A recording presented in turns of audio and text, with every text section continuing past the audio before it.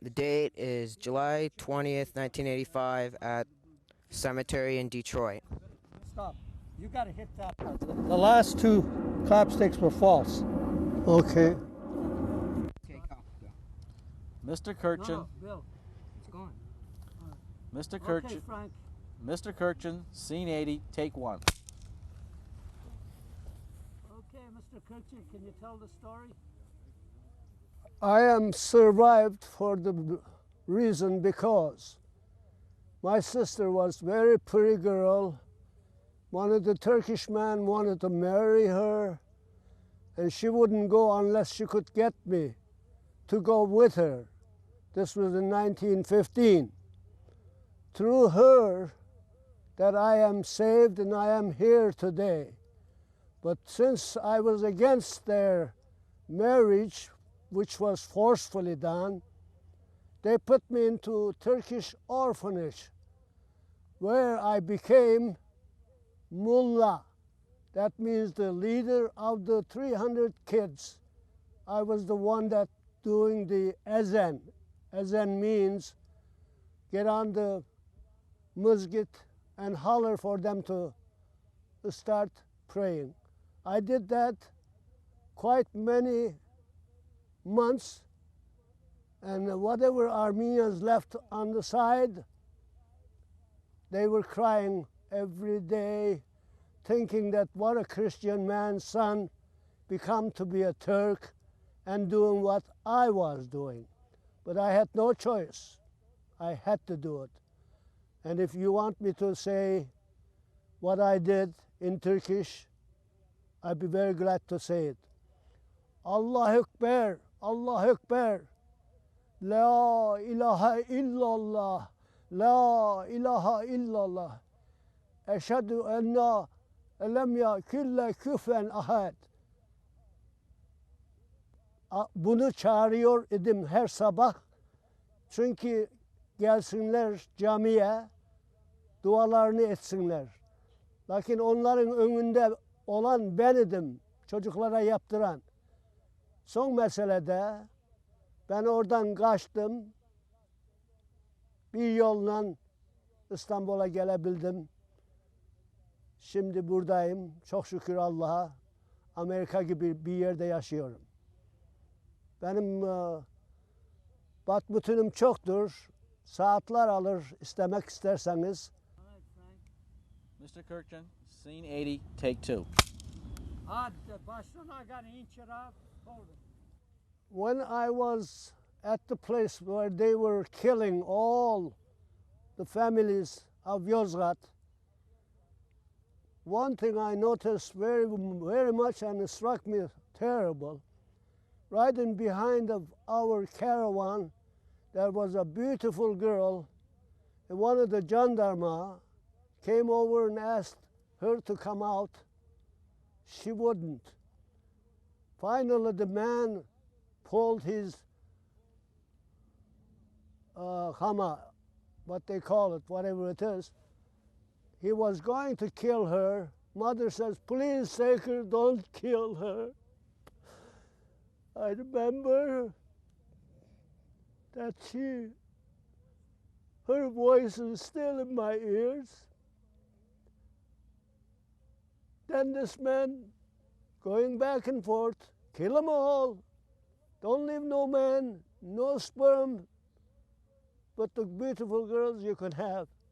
And they were just like dogs and cats. Didn't mean a thing. Whatever they wanted to do, they did. Thank God again, I have got away from all those, besides many other things that happened between these times. We came back to Yozgat. As I said before, I'll say it again.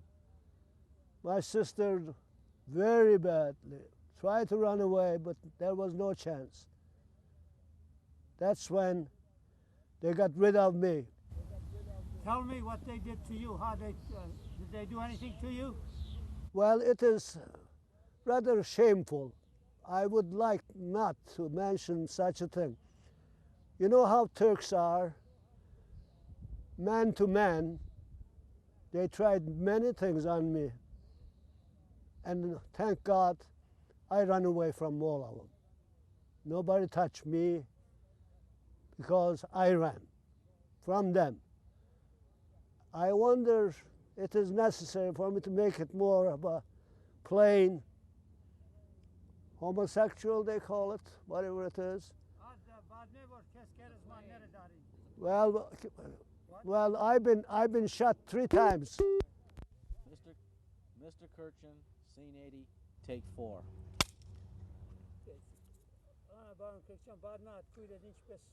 What bothers me more than many other points that I already stressed to you, my sister forcefully being married, her husband has been taken to the army. Okay, Frank. Mr. Kirchen, scene 80, take 5.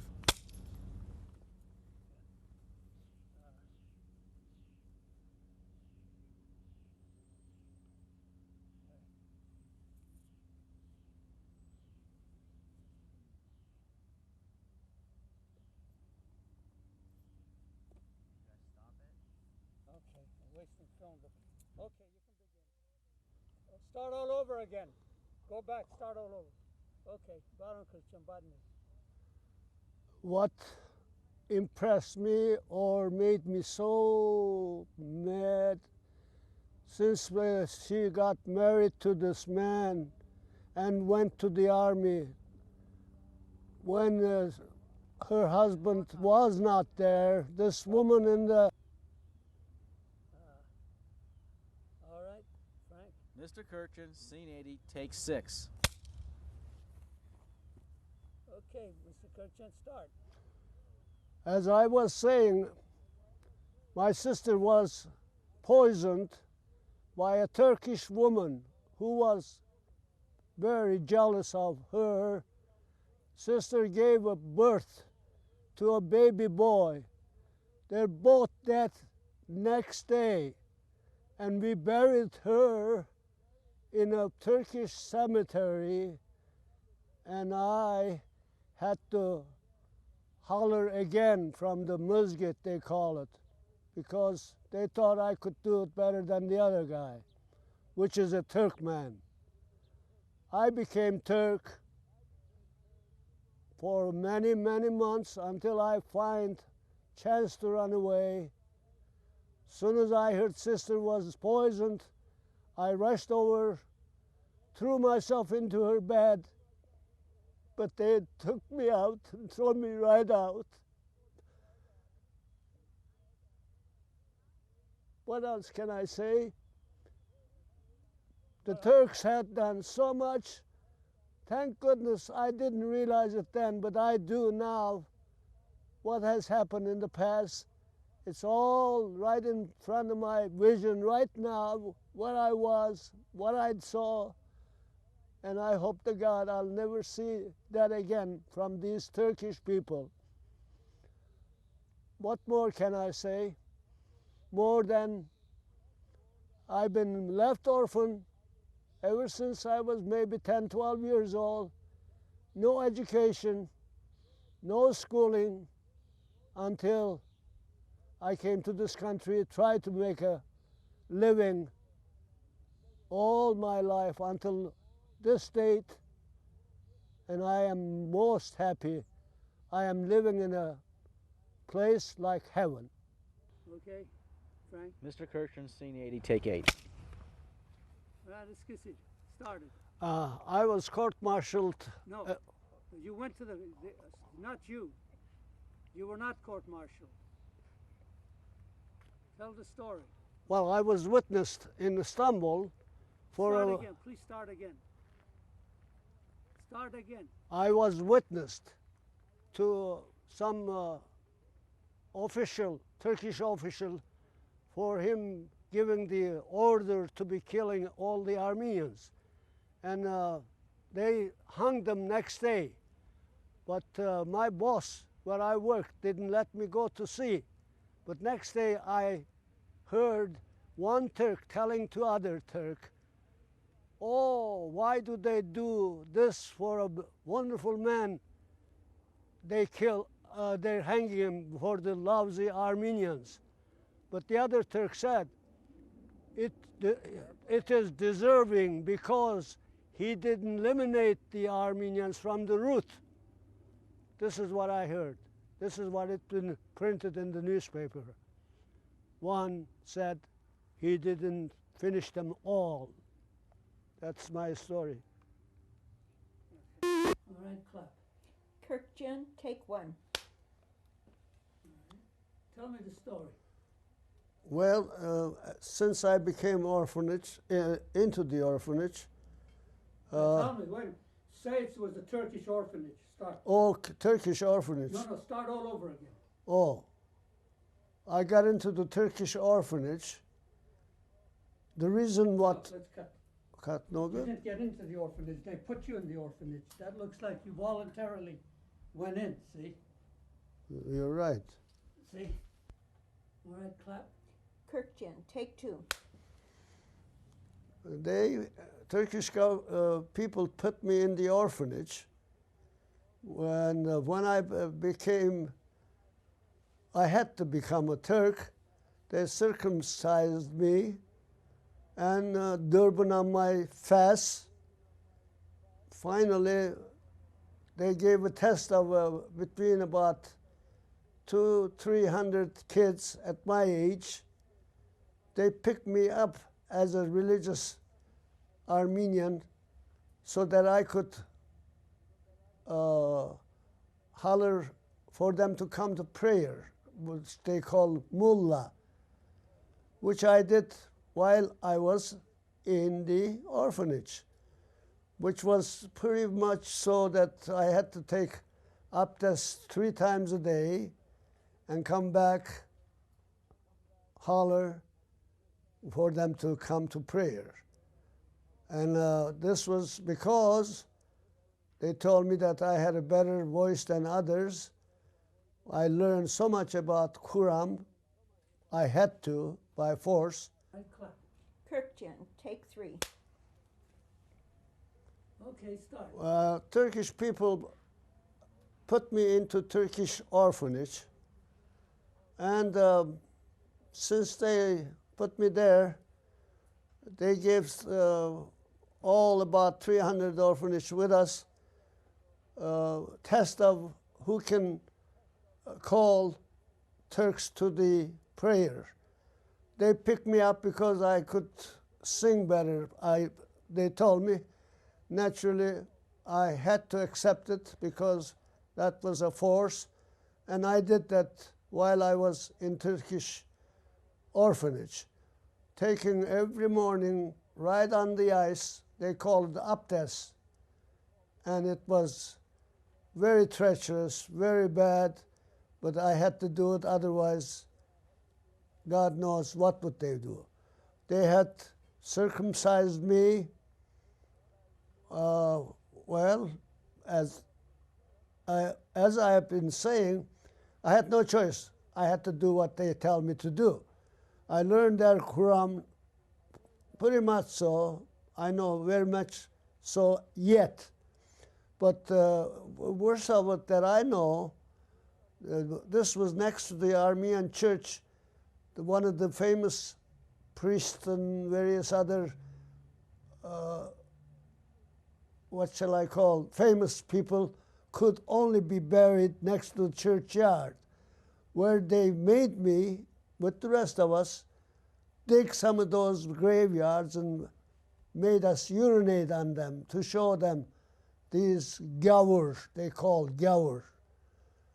Well, I had to do it against my wishes, but there was nothing else I could do. But while I was in the school, while I was calling them to prayer, which I had maybe said that before, there was some part in Yozgat was left. They were all wondering, crying, how come such a religious man's son becomes to be this way? I heard this after I ran away from the place. This is the story of my becoming mullah. Okay, clap. Kirkjan, take four. All right, start. Turkish people, Well, start now. yeah, Turkish people took me to the Turkish orphanage, made me become one of the mullah that I had to call them to prayer. They called that mullah in Turkish name. So I did that many, many months with treacherous way of getting abdest every morning and come back and hollering because I must have a little better voice than others. Or it might have been that I was one Armenian against all the Turks. They wanted to show how they have made me become Turk. On top of all this, I went through pretty bad situation also because they knew that my father was quite religious man, Armenian, and they made me dig up some of the famous celebrities who were buried in the churchyard, dig them up, and made me urinate on them. Of course, this is something that I had to do it, otherwise God knows what would have happened to me. This is about the schooling. Finally, I made up my mind I'm going to run away from that, and I ran out. Okay. Okay, clap. Kirkchin, take 5. Okay, start. When I became mullah in Turkish orphanage, before I could call them for praying, I had to go through various treacherous things, well, like I gotta clean myself up to the, from hand down to the elbow, then clean myself on the forehead with cold water, then go, whether snow or ice, barefoot, wash my feet, and come back, then begin hollering for Turkish people to pray. This happened in that Turkish orphanage. I've done it many, many years. And this is what happened. This is the way I sang. If I show you what I mean. Allahu Akbar, Allahu Akbar. Allahu Akbar, Allahu Akbar. Eşhedü en la ilahe illallah. Eşhedü en la ilahe illallah. This was once I had to do 3 times a day and 3 times cleanse myself, and you could not let air out. If you did, you had to clean yourself over again. So I was in the front, and the other kids were in the back. I had to show them how to kneel, how to raise. I've been taught, and I did all I could. Kirkchin, take 6. Night before they killed all the rest of them, I Start know. again. Stop. Oh. Before they killed who? Who killed who? Oh, Start. Armenians. All right, say, start. The night before Turks killing Armenians, middle of the night I woke up. I heard everybody, which is Armenians, were hollering, Allah, Allah, neredesin? Niçin bizi bırakmıyor, kurtarmıyorsun? Bağırıyor idiler. Hepsini ben bunu duydum. Bundan sonra bir de ertesi günü, next day, we went down to this place where they were going to kill the rest Armenians. That's where my father bribed the caravan man so he could go and get some water so he can perform communion duty. About a bunch of Armenians were there. I was there, saw them, and 5 minutes later, they took me away, and that's the end of the thing that I saw. That was then I knew they were all killed, and we just walked away without a tear in my eyes because I was such a little boy. I didn't know what was going on. All right, clap. Kirkjian, take 7. Okay. Night before they were going to be killed, I woke up middle of the night. I heard people hollering, "Where are you, God? Where are you, God? Why aren't you save us, God? What is this that we are going to suffer?" And we are Turkish-speaking people from Yozgat. They were talking this. No. No. Hey, clap. Kirkjian, take 8. All right. Night before the killing the Armenians. Start that again. Would you just start it again? Night before Turks were going to kill the Armenians, I woke up middle of the night. I heard all Armenians hollering in Turkish language, "Allah, Allah, neredesin? Niçin bizi kurtarmıyorsun?" Allah diyen yavruları ağlayanların hali çok fena. This is in English, I'll explain. They were asking God, "Where are you, God? Why are we punishing so much this way? Why don't you save us, dear God?" So this is something that happened I could never forget. Next day, caravan took us over where they were going to be killed, which I had no idea myself as a kid. There, before they killed my father, I was listening what was going on. He bribed the caravan man with money for him to go and get some water.